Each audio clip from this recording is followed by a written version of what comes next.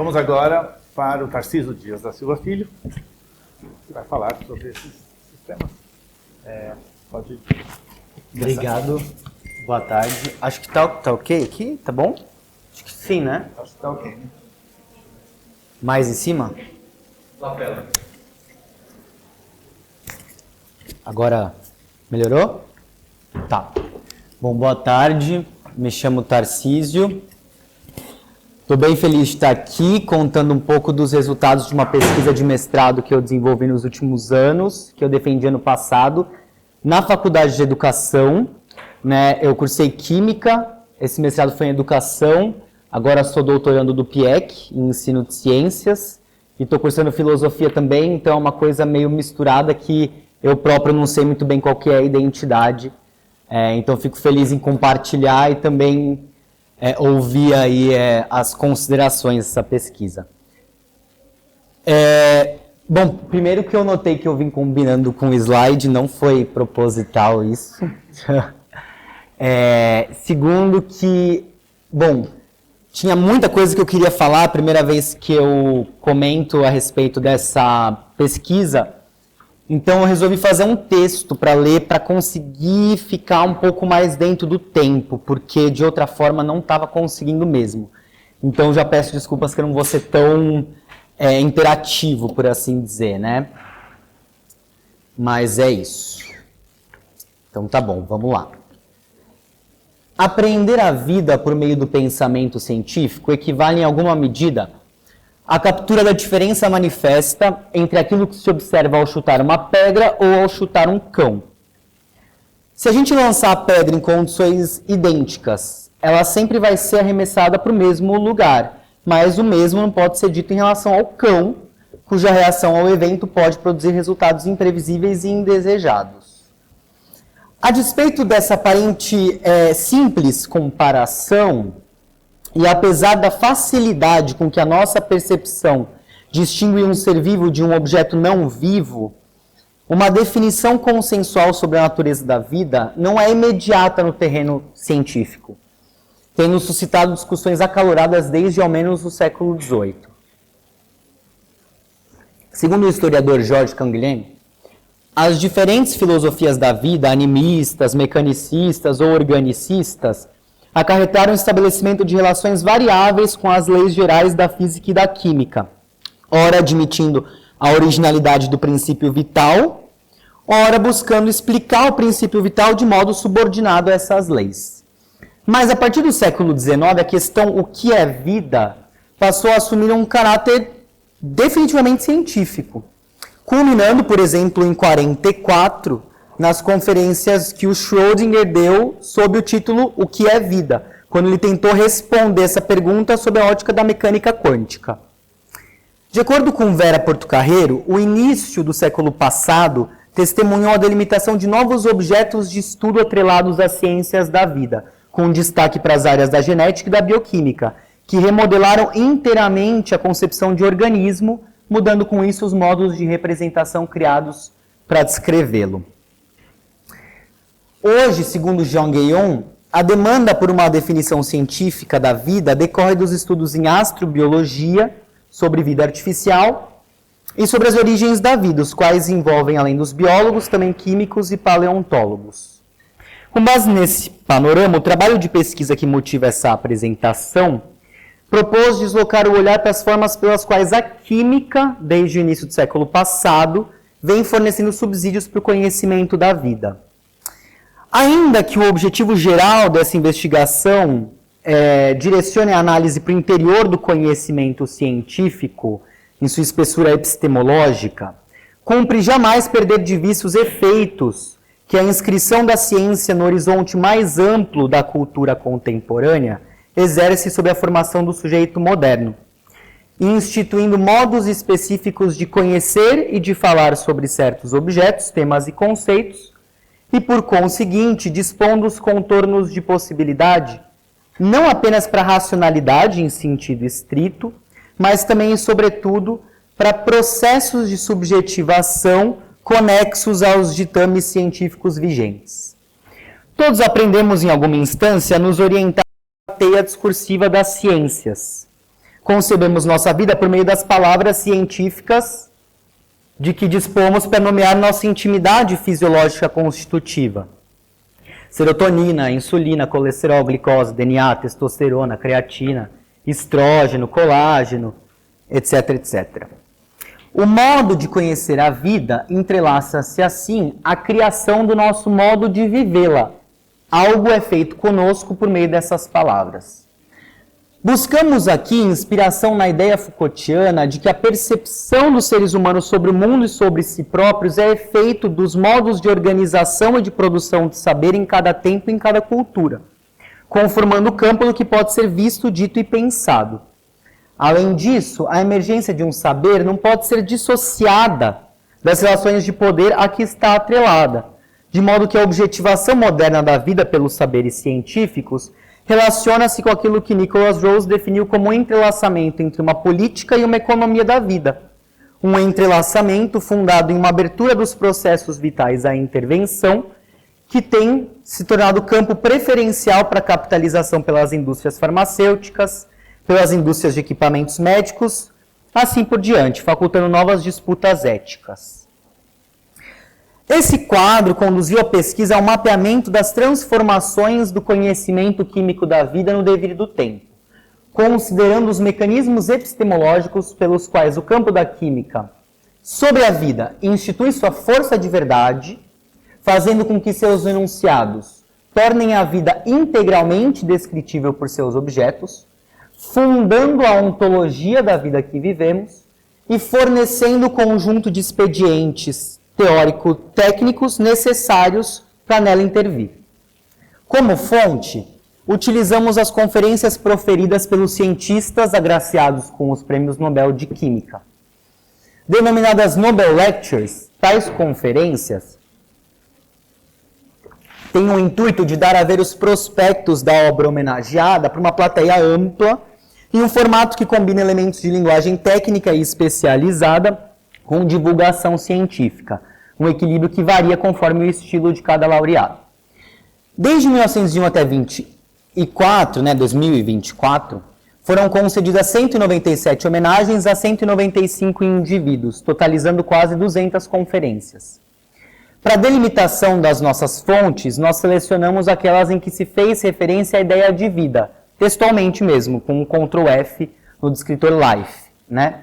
O que legou um conjunto de 53 conferências. Aí eu também fiz desconsiderei as aparências laterais do termo, né? Como, na minha vida eu sempre quis ganhar um prêmio Nobel, isso ficou de fora. Com fragmentos oficiais do pensamento da química ao longo do século XX e do XXI, buscamos traçar algo semelhante a uma história filosófica das problematizações do pensamento químico diante da tarefa de conhecer a vida. Os resultados permitiram traçar um arco temporal que descreve o deslocamento da busca pela decifração do mistério da vitalidade para a possibilidade de majoração da vida humana, orientado por 3 primados epistemológico-metodológicos sucessivos, associados a 3 objetos centrais: os fermentos, as enzimas e as máquinas moleculares. Se no horizonte do século XIX despontaram os primeiros raios de uma vida ofuscante para aqueles que buscavam apreendê-la como objeto de ciência, a primeira metade do século XX assistiu aos esforços iniciais para traçar o contorno desse clarão. Isso significou para a química deter-se sobre um problema até então em aberto, um problema incerto, mas decididamente marcado por sua promessa de decifração. Até os anos 50, essa incógnita vitalista, por assim dizer, apareceu de modo persistente na forma como os cientistas atribuíam importância para suas investigações. A relevância dos estudos era frequentemente associada ao desvelo do problema da vida, são citações, do enigma químico da vida e do grande princípio que, juntamente com as leis da conservação da matéria e da energia e da diminuição da energia livre, governam a vida orgânica. Isso revela a tônica de uma problemática ainda ampla e pouco específica nas primeiras décadas do século XX. O enfrentamento desse problema se configurava como uma espécie de missão contínua, que um estudo legava ao estudo seguinte, e o estudo seguinte se ancorava nessa missão deixada pelo anterior. De modo que o esforço para compreender o fenômeno vital continha em si mesmo a sua própria finalidade. Inicialmente, aproximar-se desse mistério significou construir uma espécie de acervo físico-químico da vitalidade.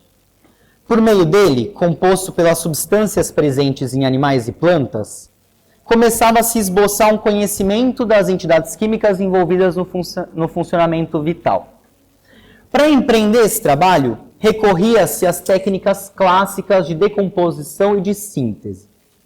Essas técnicas permitiam formular para cada espécie química da vida esquemas capazes de representá-las individualmente após seu domínio experimental, as estruturas moleculares. Conhecer uma molécula presente em um organismo vivo implicava também compreender o papel que ela desempenhava para o funcionamento vital. Assim como compreender uma função vital significava conhecer a molécula responsável por aquela função vital. Uma substância experimentalmente manipulável por meio das técnicas de bancada de laboratório, uma unidade teórica representada pela singularidade da estrutura molecular e uma função vital específica no organismo vivo. As moléculas constituíram, na intersecção dessa tríade, o núcleo fundamental para o conhecimento da vida operado pela química fisiológica. Por meio dela, puderam ter sido estabelecidas questões acerca da homologia de estrutura e da analogia de função entre entidades químicas distintas. Um exemplo é a busca iniciada por Richard Willstatter, laureado de 1915, e busca finalizada por Hans Fischer, laureado de 1930, pela correlação entre os pigmentos que dão ao sangue sua cor vermelha e à planta sua cor verde. Em 1915, Willstatter perguntou quais características em composição e estrutura análogas às funções basicamente diferentes do pigmento da folha e do pigmento do sangue distinguem a clorofila e a imina. No entanto, para sintetizar e decompor essas moléculas, era necessário, antes de tudo, isolá-las experimentalmente. Da década de 1900 até meados da de 50, a importante tarefa de isolamento se evidenciou central devido à sua dupla articulação epistemológica e metodológica. Do ponto de vista metodológico, isolar determinada substância significava separá-la de todos os outros componentes presentes na amostra orgânica e elevar sua quantidade até o necessário para a manipulação. Do ponto de vista epistemológico, isolar as espécies químicas orgânicas significava algo mais. Flagrar em ato o desempenho da função vital na ausência do contexto do organismo vivo. Essa promessa abria a possibilidade, então, de encontro com uma química viva a despeito da vida, a qual poderia ser indicativa da especificidade química da vitalidade. O sucesso de Eduard Büchner com a fermentação alcoólica sem células foi paradigmático para a centralidade da operação de isolamento. Imagina. Obrigado. Na segunda metade do século XIX, as tentativas de compreender a fermentação do ponto de vista biológico levaram a um questionamento importante. Passou-se a investigar se nos micro-organismos fermentativos haveria algo como um corpo químico no interior da célula, ao qual todo o fenômeno da fermentação pudesse ser atribuído. Essa hipótese era reforçada pela teoria enzimática. Nesse contexto, isolar a fermentação do ambiente da célula viva tornou-se um objetivo central.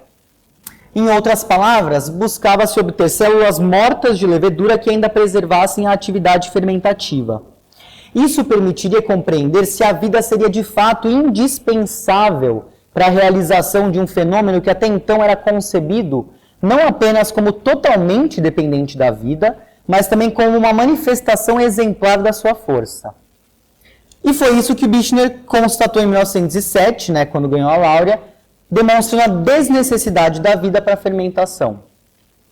Com os trabalhos posteriores de Arthur Harden e Hans von Euler-Chelpin, de determinação dos cofatores necessários à fermentação, o fenômeno fermentativo passou a ser entendido como resultado de uma atividade complexa e variável de reações químicas.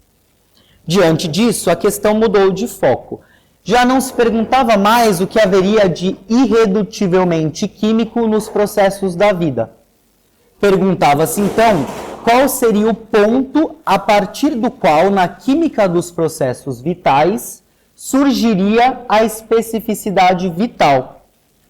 Tratou-se, dali em diante, de definir os limites a partir dos quais, da pura química, a vida emergiria, pela operação de isolamento. No entanto, esse quadro sofreu uma inflexão importante quando James Sumner e Wendell Stanley isolaram, respectivamente, a primeira enzima e o primeiro vírus. Nesse momento, a operação de isolamento deixou de sustentar sua promessa epistemológica de demarcar quimicamente a vida. Isso porque se constatou que enzimas e vírus, embora quimicamente ativos, não continham nada que se assemelhasse a um germe singular de vitalidade. A emergência da vida cada vez menos sugeria um ponto de virada definitivo. No lugar de um limiar abrupto, começou a se delinear um espaço contínuo, um espaço regido pelo aumento de tamanho, de complexidade e de organização das entidades químicas. De início, o critério da dimensão foi introduzido pela problemática da vitalidade dos vírus.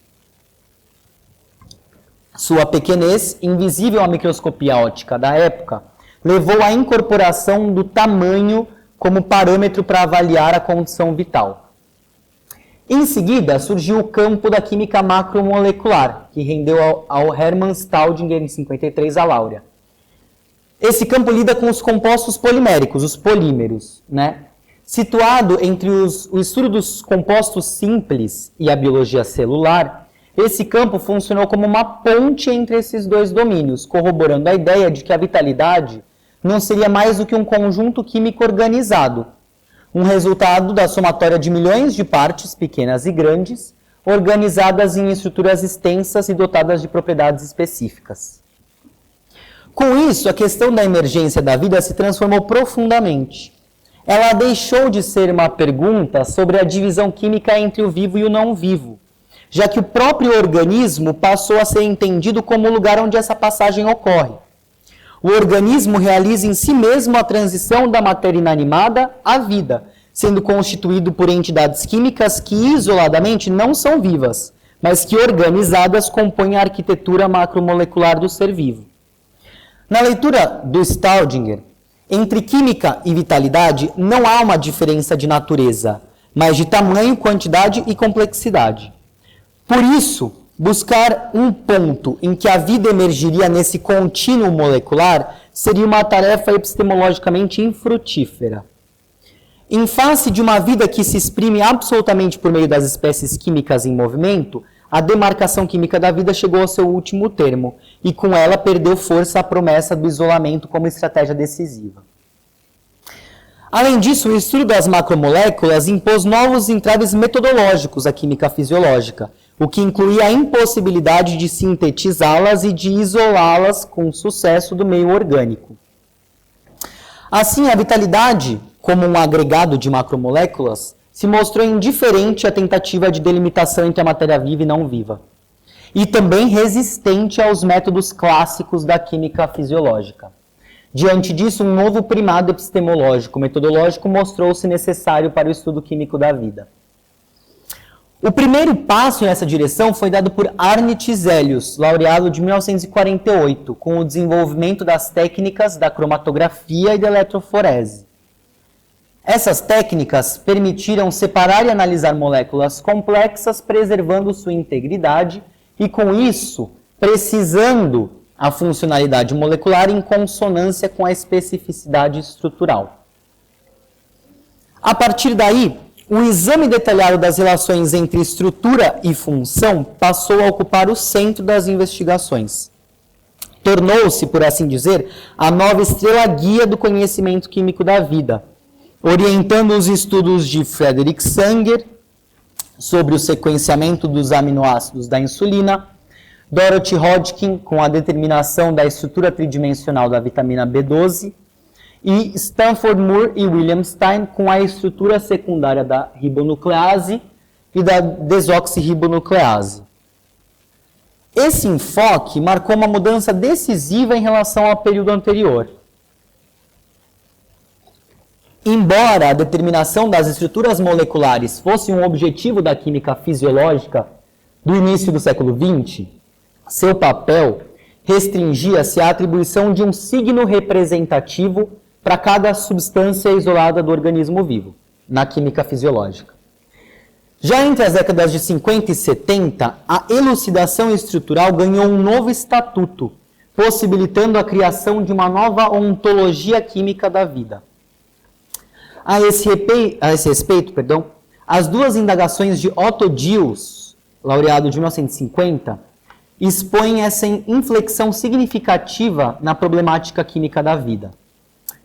O Otto Diels ele pergunta o seguinte, ele diz assim: será corretamente questionado qual é o princípio sintético por meio do qual este produto, o gama-metilciclopenteno-fenantreno, evidentemente de alta importância, é construído na natureza, e por que esse tipo específico que serve de base para muitas substâncias indispensáveis à vida e de extrema importância fisiológica e biológica desempenha um papel tão vital nos reinos vegetal e animal? Então, como esse composto é sintetizado e por que ele desempenha uma função tão importante? Ainda fala dele. No entanto, ainda não chegou o momento em que possamos responder a questões tão fundamentais e tão importantes para a compreensão do funcionamento da natureza. Mas estou firmemente convencido de que esse problema, como todos os outros, acabará por ser resolvido. O primeiro desses questionamentos projeta o futuro das investigações químicas. Trata-se de compreender os métodos pelos quais, no organismo vivo, se constrói a estrutura molecular de um composto químico.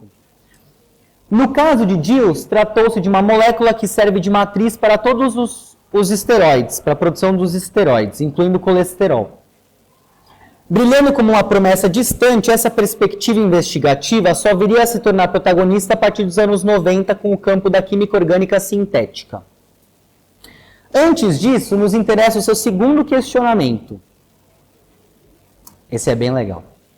Ao perguntar por que um composto específico desempenha um papel tão vital para a vida dos animais e das plantas, Diels pressupôs algo importante. Entre a estrutura de uma molécula e a função que ela exerce, haveria um vínculo de natureza, coisa que não existia antes. Uma estrutura, uma função, ou melhor, uma função, por que uma estrutura? Elucidar esse vínculo, ou seja, compreender por que determinadas estruturas químicas fazem surgir funções vitais específicas, passou a embasar um novo modo de produção de conhecimento químico sobre a vida. Tratava-se de uma relação fundamental. Responder a essa pergunta para cada molécula significava atribuir significado à realidade íntima do funcionamento da vida por meio das estruturas moleculares. Isso significa que a vida não apenas passou a ser concebida como constituída de química, mas sua verdade passou a ser ancorada em sua química constituinte. Sob o primado estrutura-função, estrutura hífen-função, que na bioquímica que a gente aprende, a gente vê isso o tempo inteiro, as investigações da bioquímica foram felizes em produzir, enfim, uma verdade sobre a vida que se assemelhasse sempre a uma descoberta ontológica. Tal expediente explicativo não só relegou ao obsoletismo os empreendimentos fisiológicos guiados pela operação de isolamento, como também serviu de ponto de apoio para toda a química posterior que viesse lidar com os insumos da vida orgânica, inclusive a nossa química atual. Diferentemente do mistério que a vida assumia para as pesquisas da primeira metade do século XX, os estudos conduzidos a partir dos anos 50 passaram a reivindicar para si uma tarefa de elucidação que uma química ocupada com a decifração não teria podido dar conta. Nesse sentido, as investigações bioquímicas apresentavam em suas prospecções, a consciência de um ponto de chegada nítido e realizável. Vou citar o Sanger. Ponto de chegada é determinar a estrutura química exata das várias proteínas que compõem a matéria viva e, assim, compreender como essas proteínas desempenham suas funções específicas, das quais os processos da vida dependem. A possibilidade de um conhecimento à exaustão começou a se delinear. Ela se traduziu tanto no grau crescente de sofisticação das representações, quanto na criação acelerada de novos conceitos fundamentais. Sequência de aminoácidos na cadeia polipeptídica, conformação tridimensional dos grupos atômicos da proteína, enovelamento proteico, estruturas primária, secundária e terciária, regulação alostérica, todas concepções novas para a descrição das proteínas e, em especial, das enzimas. À medida que a relação entre a estrutura e a função de moléculas biológicas se esclarecia em toda a sua complexidade, passou a ser comum referir-se às enzimas pela alcunha de máquinas, como se de sua configuração tão precisa emergisse uma funcionalidade automatizada, altamente sugestiva de uma intencionalidade no seu design. Além disso, crescia também a sensação de que todas as perguntas poderiam, em princípio, ser respondidas. Essa confiança abriu espaço para uma nova orientação para as pesquisas. Uma vez esgotado o objetivo autorreferente de conhecer mais para conhecer melhor, passou-se a antever uma outra finalidade para as investigações: viabilizar a aplicação desses que foram os vários avanços explicativos da bioquímica em benefício humano. Com Paul Weyher e a elucidação do intrincado processo de aquisição de energia nos organismos vivos pela ATP sintase, o primado estrutura-função atingiu seu ponto máximo. Foi a última vez que esse primado brilhou no céu da vida como estrela-guia cintilante das pesquisas bioquímicas. A descrição detalhada das estruturas químicas envolvidas em uma função celular considerada central para a vida foi celebrada como uma grande conquista. Mas como efeito dessa conquista, também surgiu um sentimento de resignação, um encorajamento à pesquisa científica. Agora eu vou citar o Boyer. Mesmo que o único retorno seja a satisfação advinda do conhecimento sobre como ocorrem os processos vitais. Uma justificativa adicional é que tal conhecimento fundamenta tanto os avanços passados quanto os futuros na busca por uma vida saudável. Em outras palavras, agora sou eu. Caso a pesquisa não avançasse para além de si mesma, ela deveria continuar, ainda que movida por uma motivação insuficiente para nortear todo um campo. Conforme se intensificava ao longo da segunda metade do século XX a compreensão de que o desempenho de funções biológicas altamente específicas resultaria da arquitetura complexa das estruturas moleculares da vida, outra indagação ganhou força. Como essas arquiteturas moleculares são construídas de modo a cumprir suas funções? Responder a essa pergunta significaria fornecer a rota sintética responsável pela produção dos compostos orgânicos. E com isso uma consequência imediata: o químico estaria dotado da capacidade de replicar esse processo. A reprodução em laboratório dos meios pelos quais a natureza viva cria a si mesmo fez ecoar da década de 90 em diante a primeira interrogação do Otto Diels lá na década de 50. O campo da química orgânica sintética conquista na década de 90, então, a sua cota de protagonismo. Em um primeiro momento, quando os processos de síntese artificial conseguiam obter, a partir de condições iniciais semelhantes às da natureza, as mesmas espécies químicas por ela produzidas, concluía-se por analogia que esse mesmo procedimento deveria ocorrer igualmente fora do ambiente experimental. A síntese, como ferramenta para conhecimento da natureza, baseava-se, portanto, em um mecanismo de emulação. A partir do procedimento retrosintético desenvolvido por Elias Corey, a emulação deu um passo adiante. Por meio desse método, a síntese artificial passou a alcançar os mesmos resultados da síntese natural, sem depender dos mesmos compostos precursores ou dos mesmos caminhos reacionais, tornando-se independente dos critérios estabelecidos pela própria natureza para a síntese. No entanto, para que a síntese artificial se estendesse, enfim, a todas as possíveis moléculas de origem natural, emulando praticamente qualquer estrutura-alvo em laboratório, restava ainda a superação de um limite considerado por décadas intransponível, a impossibilidade de replicar, por meios completamente artificiais, a estereoquímica dos processos naturais de síntese.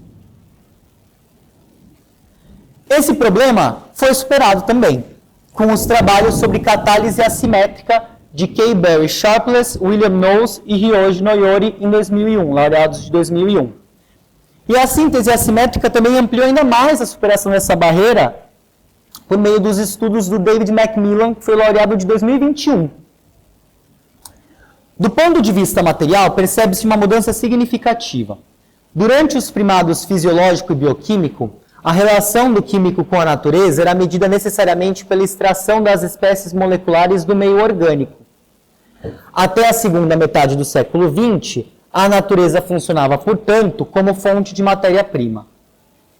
Com a química orgânica sintética, já não é preciso extrair diretamente da natureza aquilo que se deseja estudar.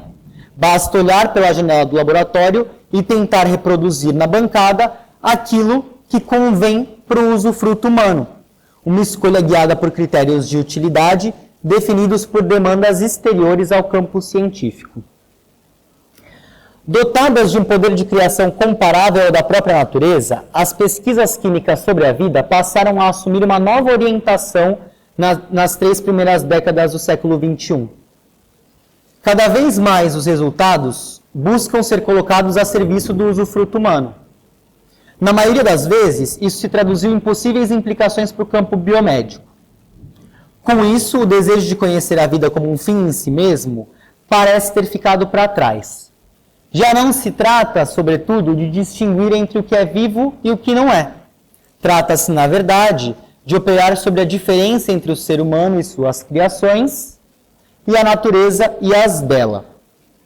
Surge aí, então, uma dicotomia natural-artificial que vem sobrepujar o binômio vida-não vida que foi fundamental para as pesquisas do século passado.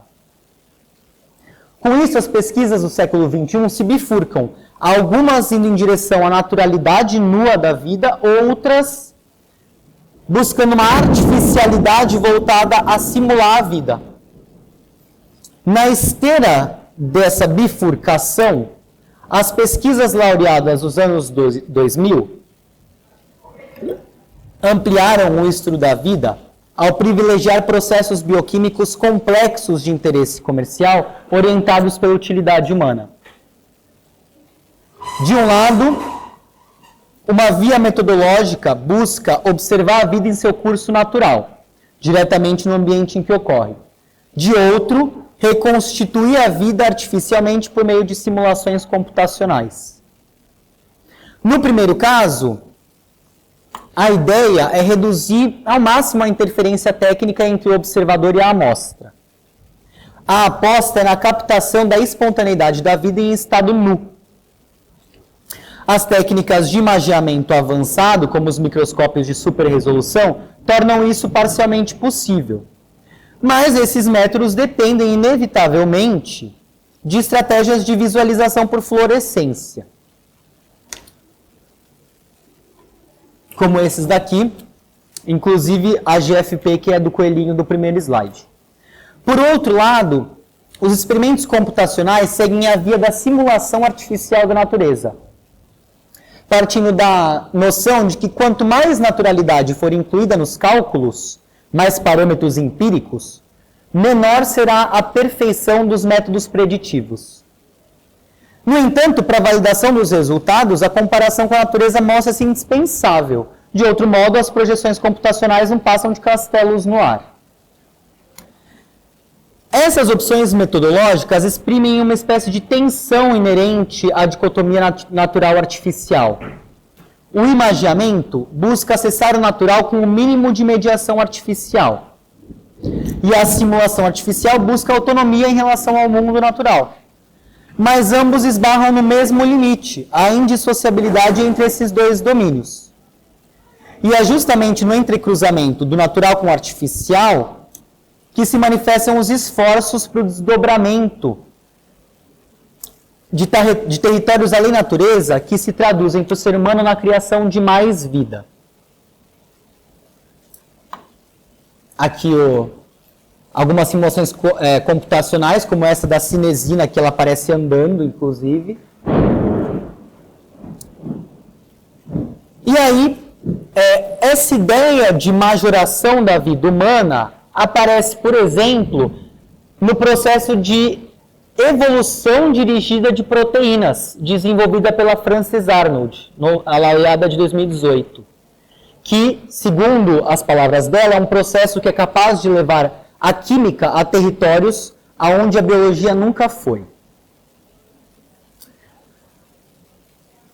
Em consonância com o eixo motivador das pesquisas sobre a problemática da vida no século XXI, a saber, a utilidade dos seus proveitos para os seres humanos, as investigações mais recentes do novo milênio têm testemunhado a vida converter-se em um campo de intervenção e de majoração aberto à criação química.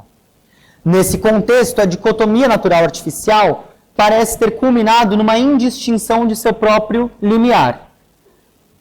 Dado que tal fronteira emergiu da tomada do ser humano como referência para o discernimento entre o que se origina ou não de suas mãos, sua destinação final teria o próprio humano como ponto de chegada, implicando para a vida a permissão à sua manipulação química com vistas à promessa de seu aperfeiçoamento. Finalizando, do desvelo de um mistério à forja de mais vida, no início, a vida convertida em química, suplantando uma divisória vincada em torno do mistério que a vida poderia ou não ser.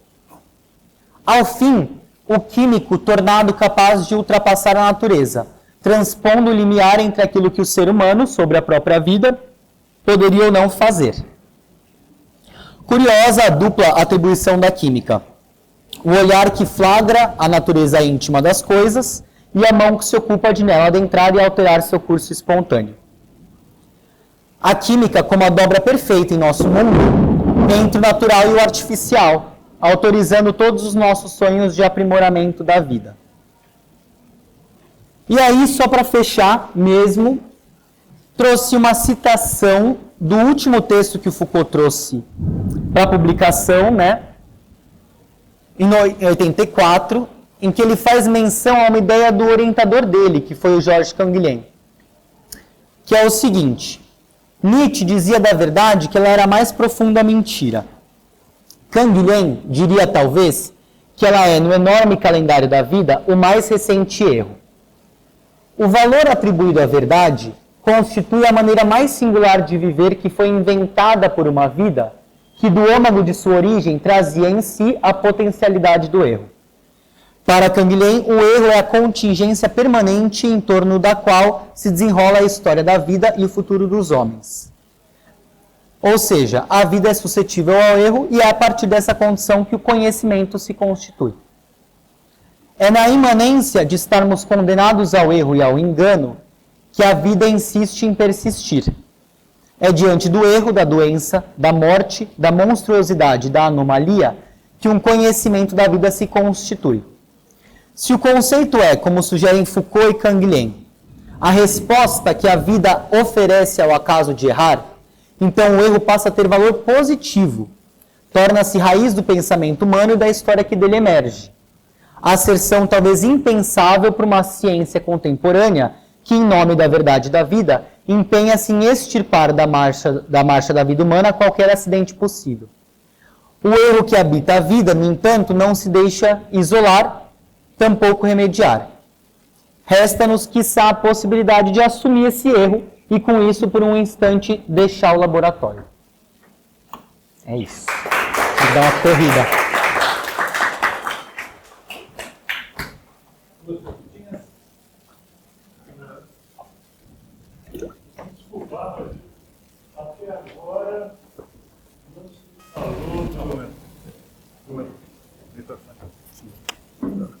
Até agora, essas conversas todas, não se falou da coisa que eu acho que é a mais característica. Tem duas coisas mais características da vida.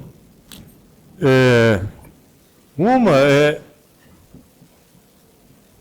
O simpósio é de proteínas, né? A coisa mais importante da vida toda é a síntese de proteína. Não existe nada disso aí que está acontecendo sem as proteínas.